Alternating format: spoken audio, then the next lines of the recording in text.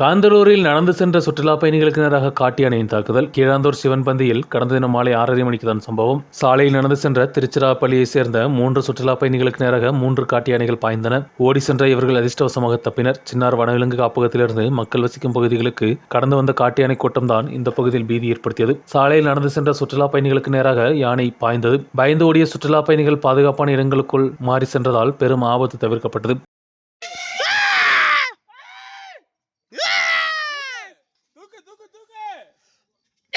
போயிடு பார்த்துட்டோமே யானைய.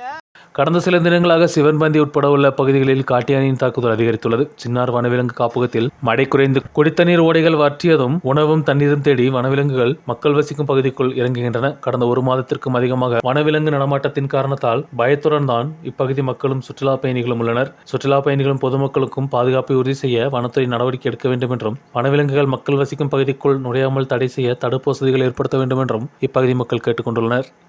News bureau, Maraiyur.